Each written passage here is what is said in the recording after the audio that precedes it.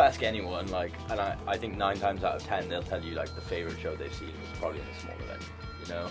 I mean, even your big bands, like, I imagine their favourite shows to play were in smaller venues. I think everybody really does like live music, and sometimes they just kind of forget that they do. Would you rather see the Foo Fighters in Wembley Stadium, or would you rather see them in a small little club in London, you know, like a secret show? We sort of be nothing without small venues, and a lot of bands would be nothing without small venues.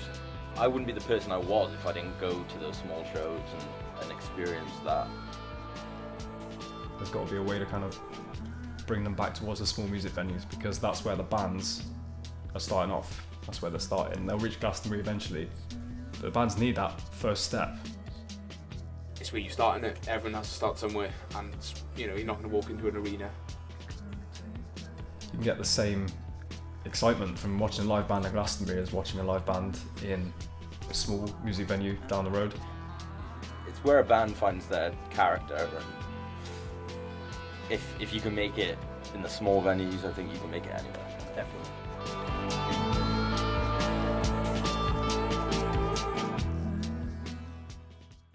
When I was about 16, my uncle bought me an expensive guitar and pretty much forced me to play it. Said that because it was expensive I had to learn it, and I did, and that was how I got into music, and from then just kind of did my own thing. I was in an extremely mediocre band when I was in, I think it must have been year 9 in school we started, and I actually only started playing bass because our bassist left, and I was the singer, so I kind of filled in. I remember getting into music, possibly from my dad playing It's Only Rock and Roll by Rolling Stones when I was about 3, something like that, and ever since then I thought, yeah, you know, that was cool. I can remember that really well actually. I was playing it in the car or something, and yeah, and beyond that I would have started to learn guitar at the age of 10 after watching School of Rock. Yeah, that was where it all kicked off really. My grandmother bought me a guitar off the shopping channel, and I've never had a lesson. I just literally, this was about 7-8 years ago, and I just started playing, and really awful. And I was in like a couple of bands back home and stuff, and yeah, and then kind of Wasters come along, and that was that, as they say.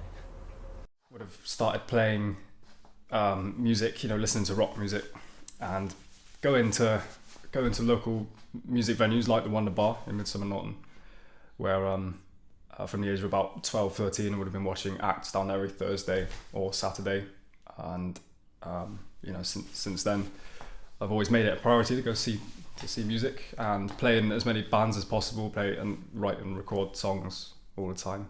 It wasn't until I joined the band that I really knew about the Wonder Bar anyway. So since joining the band, obviously I've been going to whatever gigs have been on, really, as many as possible.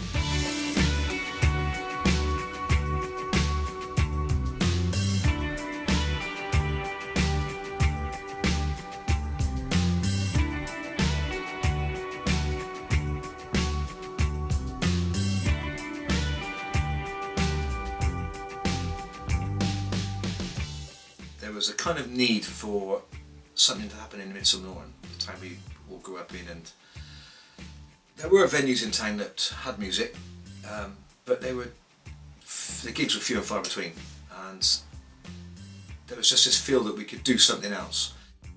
Myself and several other people started thinking that perhaps we could put on some big gigs, not just in a pub somewhere, but actually on a stage, back of a lorry, in a big field, kind of festively, and it grew from that really. So the Midsummer Music Festival grew out of that in 1989 was our first one, and yeah, basically put on a gig, and it went from strength to strength for 8 years. During that time the opportunity came up for myself, my brother and 3 friends to take over a small cellar bar that was like a restaurant, bistro, wine bar sort of place, and actually put gigs on as landlords, and that's how the Wonder Bar started. As an idea for a music venue, we wanted to make sure there was a place that was local, obviously keeping in a small town. We wanted to make sure that the the bands had somewhere where they felt they were playing a gig, not just stuck in a corner of a room somewhere, playing in front of a fireplace in a pub lounge. Hello, Wonder Bar. We're Confectionery and it's good to be back. After I would have come back from uni, we all meet up, all our mates have a discussion, and Stan saying to me, come into the band and sing. I've got a sweet idea for a group. We're going to call it Confectionery, and we're going to do psychedelic rock, and we've got a gig at the Wonder Bar, just a one-off in August. And it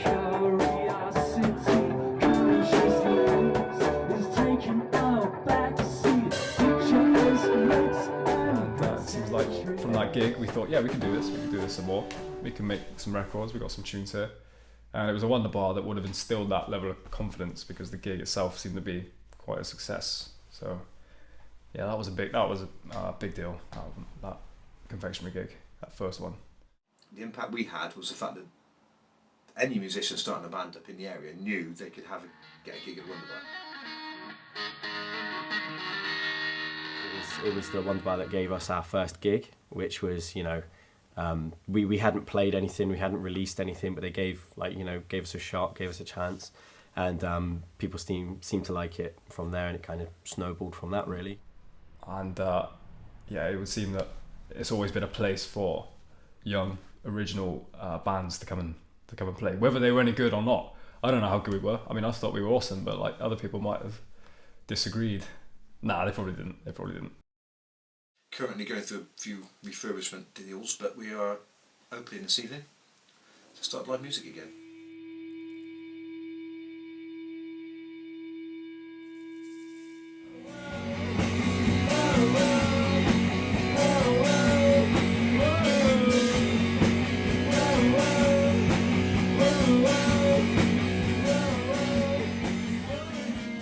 Having been in the game for 20 years, I think the enthusiasm for it is justified when you see somebody come in and play their gig. When they actually come down the steps with all their gear set up, they're nervous, their friends and family turn up, they start playing, they get the smoke, they get the lights, they actually have an event rather than just a gig, and they're really appreciative at the end of it, and their friends and family think it's wonderful. You know you've done something right, you know you've created an atmosphere for them to perform as well as they can. And that's the best feeling. It means your ideas were right in the first place.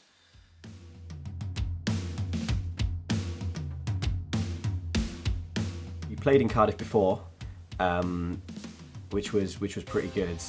Surprisingly, went down pretty well in Cardiff, which was good for a band that had never played there.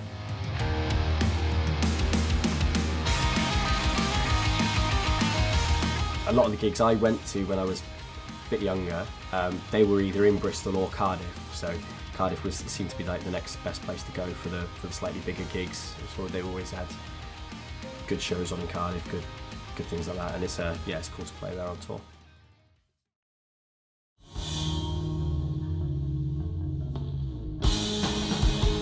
The Cardiff music scene is pretty average. There's a lot of bands doing the same thing, and there's a lot of bands who were doing the same thing, but just not very well. I don't know, it's a bit clingy and stuff, and it's like school almost a bit, like there's a lot of clicks, I'd agree with that. There's a lot of people trying to do good things in the Cardiff music scene, but if you look at bands across the country, like what Birmingham have just put out, Peace, Swim Deep, Superfood, like bands in Wales, they're miles behind them. For a band like us, it's got its positives and its negatives, because I don't think there are many bands doing what we're doing. It's difficult to be on bills, but at the same time that's a good thing, because we stand out on bills, and it's kind of, we can play with bands that are completely not like us. Up in Newport, and that kind of the scare there, and TJ Oliver mentioned, but I don't think it should be too bad. Cardiff's healthy. I think, Undertone have got new management, and that's a great venue that we should never lose, because I don't think there's too many venues like that in the UK left, like basement venues. Moon Club have always got stuff on. Club, great, and Jazz Lovers Club, Connor at Jazz Lovers Club put on 6 shows and stuff.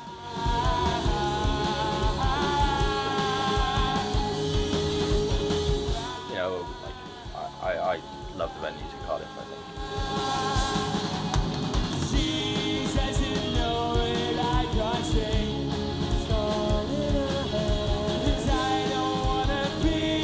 It's healthy, but it could be healthier.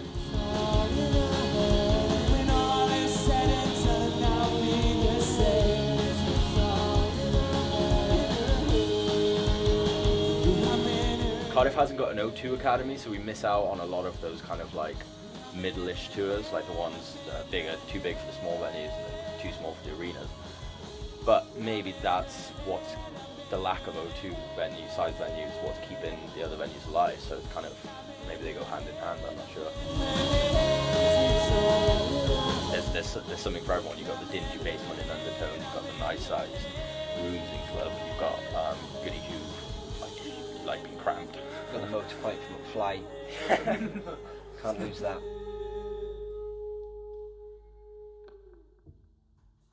You know, we played a show in Bristol, and it's amazing to see how different an audience is just like an hour away, like how much they were more attentive to the music.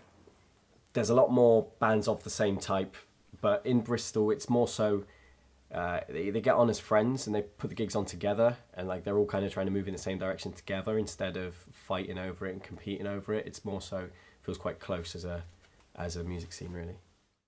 We played Louisiana once before, and now we're back again. And this gig's particularly exciting for us. We've actually got some of our first fans that we don't know arriving today, and there's 2 of them. We're very excited about that because we're not sure if they're real or not, because we haven't had that before. We're being supported by Montroze today, and we promise an evening of high voltage rock and roll. I think it's going to be quite the occasion.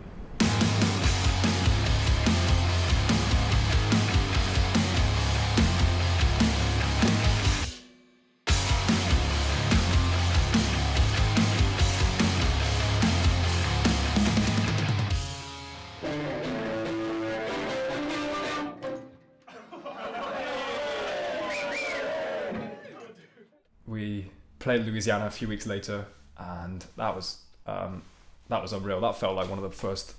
Wonder Bar was a great platform for doing that. But this was the first time we would have gone out of a comfort zone to go and do a gig in some other city, you know, in Bristol.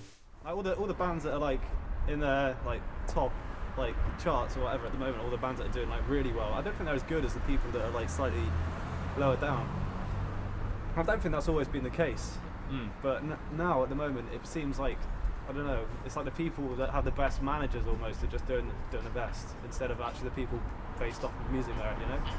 It's like, what's most marketable? Say that small music venues are sort of the lifeblood of the UK music scene. At least maybe it was once upon a time. Things seem to be changing slightly now. They split up as you do.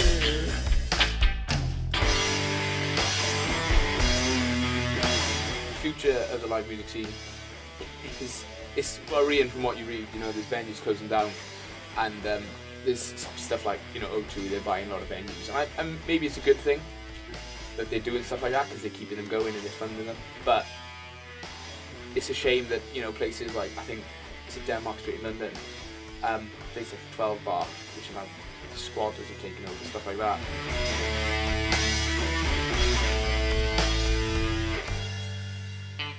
It's a scene that's on its way out a little bit. More and more small venues are closing, and it's becoming more and more alarming that there's less places for young up-and-coming bands to play and establish themselves, work on their sound, become part of a scene. All of that seems to be dying away as record labels and even the public seem to turn towards covers and pop stars from the X Factor machine to provide the charts and the people of England with it means to entertain themselves on a Saturday night. Less people going out, more people staying in, watching the same old songs being sung by some other boring person. It's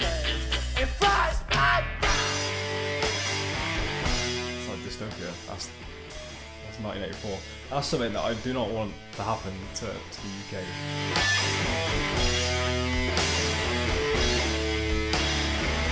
Sad that these sort of like venues that a lot of people grow up going to, seeing a lot of their favourite bands for the first time in venues like that, having to close down. I think luckily in Cardiff we haven't lost a venue, yet, but I would not be surprised in the next couple of years that we might lose one of our favourite venues. Thank you. Thanks, everybody. Maybe it's time we had some bands that wrote some new songs instead of the same old covers being done over and over again. Maybe it's time for some originality. And I think I know just the band to do it. But who am I to say that? That's it. This one's a tune, and I think you all know it is.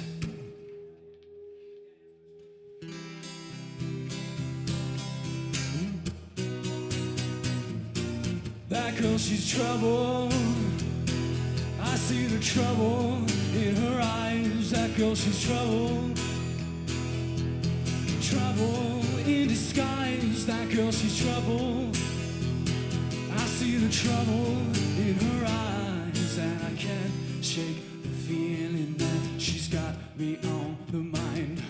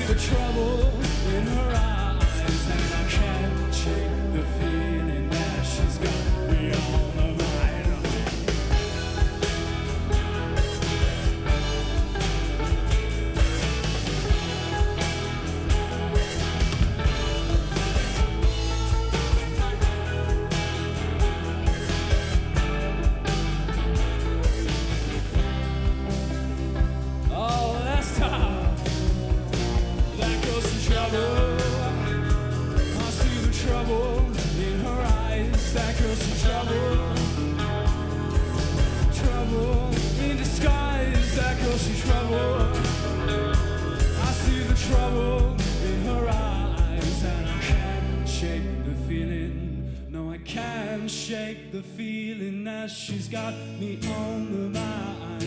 Can't shake the feeling that she's got me on the mind. Can't shake the feeling that she's got me on the mind. Can't shake the feeling that she's got me on the mind. Look in her eyes, they look so fine. Look in her eyes, don't make her mine. She's gonna drag me down below, but I don't want to let her go. Well, I can't seem to hear what anyone has to say about it. Least of all me, least of all you. She's got the trouble in her eyes and the trouble of mine.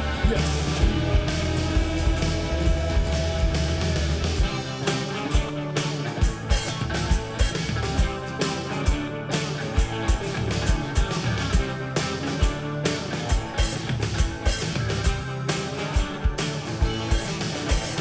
look in her eyes, they look so fine. Look in her eyes, will make her mine. She's gonna drag me down below, but I don't want to let her go. Yeah. Well, I can't seem to hear what anyone has to say about it. Least of all me, least of all you. She's got the trouble in her eyes and the trouble of mine. Yes, it's true. Well, I can't seem to hear what anyone has to say about it. Least of all me, least of all you. She's got the trouble in her eyes, and she'll be my demise. Yes, it's true.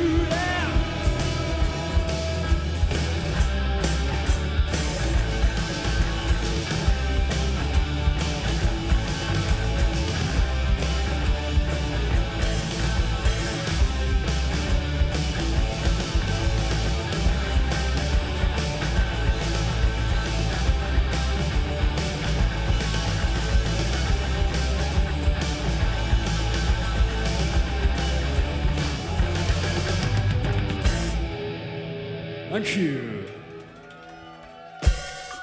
Thank you very much.